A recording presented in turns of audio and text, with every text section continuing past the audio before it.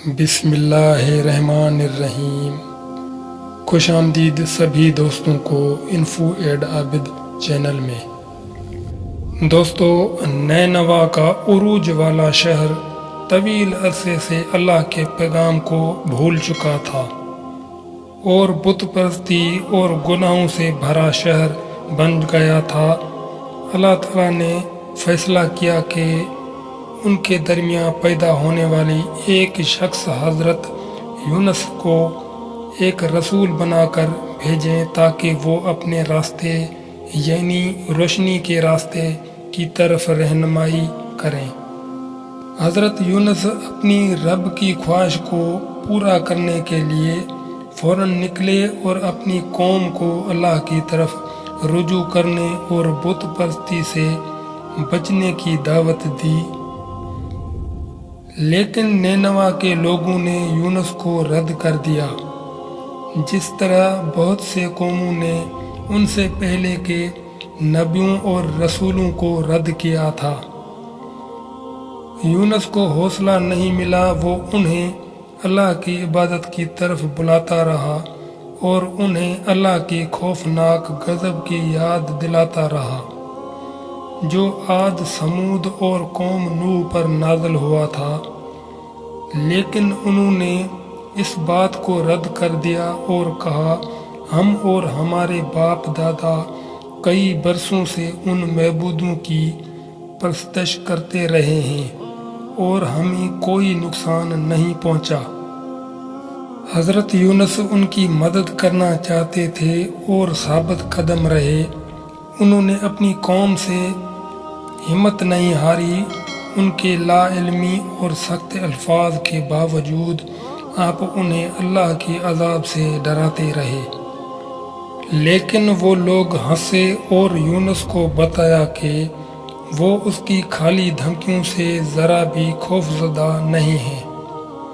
حضرت یونس کو مایوسی ہوئی، اس نے اپنے لوگوں کو چھوڑ دیا۔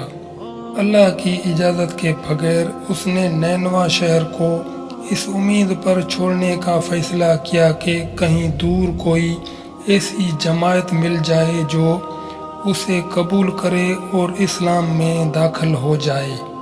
نینوا کا پرسکون آسمان جلدی غصے سے سرخ ہو گیا، جو اللہ کی غضب کو تھوکنے کی تیاری کر رہا تھا۔ مرد، عورتیں اور بچے خوف سے بھرے دلوں کے ساتھ پہاڑوں کی چوٹیوں پر اپنی اوپر آسمان کی لڑائی دیکھ رہے تھے۔ انہیں جلد ہی یونس کا اللہ کے عذاب کی تنبیہ یاد آ گئی اور وہ عاد، سمود اور قوم نوح کی مصیبت سے ڈر گئے۔ نئے ایمان کے ساتھ وہ گھٹنوں کے بل گر پڑے، ہاتھ پھیلا کر اللہ سے معافی اور رحمت کی بھیک مانگنے لگے۔ سچی توبہ کے اس مظاہرے سے متاثر ہو کر اللہ تعالیٰ نے اپنا عذاب اٹھا لیا، اپنی رعایا کو معاف کر دیا اور ان پر اپنی رحمتیں نازل فرمائیں۔ جیسے ہی آسمان صاف ہوا، لوگوں نے اپنے پیارے نبی یونس کی بحفاظت واپسی کے لیے دعا کی تاکہ وہ انہیں اللہ کے راستے پر چلا سکے۔ اسی دوران حضرت یونس علیہ السلام جو نینوا سے نکلے تھے، ایک چھوٹی سے مسافر بردار بحری جہاز میں اس نیت سے سوار ہوئے تھے کہ وہ اپنی قوم سے زیادہ دور سفر کریں۔ جہاز دن کے وقت پرسکون پانیوں سے گزرتا تھا، لیکن جیسے ہی رات ختم ہوئی، ایک طوفان نے جہاز کو وحشیانہ طریقے سے ہلا کر رکھ دیا۔ جہاز کا عملہ اور مسافر اپنے جانوں کے لیے خوفزدہ ہو گئے، کیونکہ سمندر کا پانی آہستہ آہستہ ڈیک میں بھرنے لگا اور جہاز کو آہستہ آہستہ ڈبونے لگا۔ جیسے ہی طوفان رات بھر جاری رہا، جہاز کے کپتان نے اپنے آدمیوں کو حکم دیا کہ وہ سامان اور دیگر تمام اضافی بوجھ کو باہر پھینک دیں تاکہ جہاز کا بوجھ ہلکا ہو۔ جیسا کہ ہدایت کی گئی، عملے نے جہاز کے اضافی بوجھ کو باہر پھینک دیا، لیکن جہاز ڈوبتا چلا گیا کیونکہ یہ ابھی بھی بہت بھاری تھا۔ کیپٹن کے پاس کوئی چارہ نہیں بچا تھا۔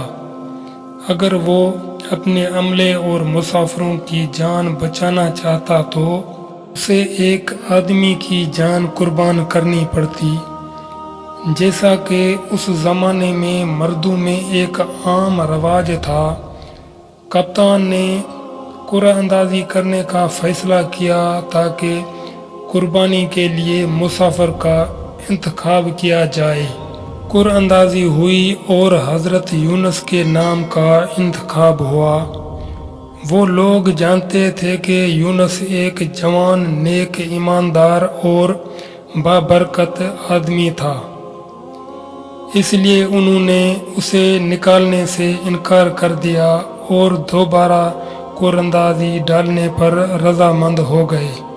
چنانچہ قرعہ ڈالا گیا اور یونس کا نام دوبارہ سامنے آیا۔ ان لوگوں نے یونس کو پھینکنے سے یہ کہہ کر انکار کر دیا، ہم یونس سے جان چھڑانے والے نہیں ہیں، وہ کشتی پر ہماری برکت ہے، وہ بہترین آدمی ہے جو ہمارے پاس کشتی پر ہے، ہم اس سے جان چھڑانے والے نہیں ہیں۔ چنانچہ انہوں نے تیسری بار قرعہ اندازی کی اور یونس کا نام دوبارہ ظاہر ہوا۔ لوگ حیران رہ گئے، لیکن حضرت یونس جانتے تھے کہ یہ اللہ کا فیصلہ ہے، کیونکہ انہوں نے اپنے رب کی رضامندی کے بغیر اپنی قوم کو چھوڑ دیا۔ چنانچہ یونس نے جہاز سے باہر سمندر کے بیچ میں اندھیری غضبناک لہروں میں چھلانگ لگا دی، جیسا کہ اللہ نے حکم دیا۔ سمندر کی سب سے بڑی وہیل نے یوسف علیہ السلام کو پانی سے ٹکراتے ہی نگل لیا۔ یونس جو بے ہوش تھا بیدار ہوا کہ اپنے آپ کو اندھیرے میں لپٹا ہوا پایا۔ اسے یقین تھا کہ وہ اپنی قبر میں ہے، لیکن جیسے ہی اس کی حواس بیدار ہوئے تو اسے معلوم ہوا کہ وہ اپنی قبر میں نہیں بلکہ ایک بڑی مچھلی کے پیٹ میں ہے۔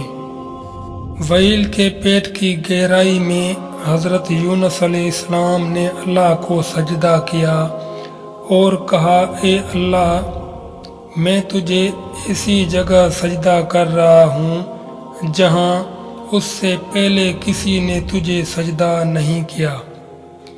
مچھلی کے پیٹ میں۔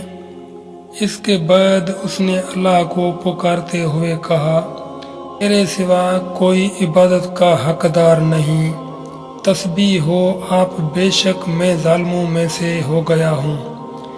گہرے سمندر کی مخلوق نے حضرت یونس علیہ السلام کی دعائیں سنی اور وہیل مچھلی کے گرد جمع ہو کر اللہ کی حمد و ثنا کے جشن میں شامل ہو گئے۔ یونس کی توبہ سے اللہ رحمان بہت متاثر ہوا۔ اس نے وہیل کو حکم دیا کہ وہ اپنے رسول کو قریب ترین ساحل پر تھوک دے۔ وہیل نے اللہ کے حکم کی تعمیل کی اور تیر کر قریب ترین ساحل پر پہنچی اور یونس علیہ السلام کو باہر نکال دیا۔ وہیل کے پیٹ میں تیزاب کی وجہ سے یونس کا جسم سوجن تھا، اسے سورج اور ہوا سے کوئی حفاظت نہیں تھی، اس لیے اللہ تعالیٰ نے حضرت یونس علیہ السلام کو اوپر ایک درخت اگانے کا حکم دیا تاکہ اسے کھانا اور سایہ مل سکے۔ اللہ تعالیٰ نے اسے معاف کر دیا اور بتایا کہ اگر اس کی مخلصانہ دعا نہ ہوتی تو یونس علیہ السلام قیامت تک وہیل مچھلی کے پیٹ میں رہیں گے۔ جب یونس مکمل طور پر صحتیاب ہو گئے تو انہوں نے اپنا مشن مکمل کرنے کے لیے واپس نینوا کا سفر کیا۔ اپنے آبائی شہر پہنچ کر یونس حیران رہ گئے۔ نینوا کی پوری آبادی اسلام قبول کر چکی تھی اور ان کی آمد کا انتظار کر رہی تھی۔ یونس نے اپنی قوم کے ساتھ مل کر اپنے رب کو سجدہ کیا اور اس کی تمام نعمتوں کا شکر ادا کیا۔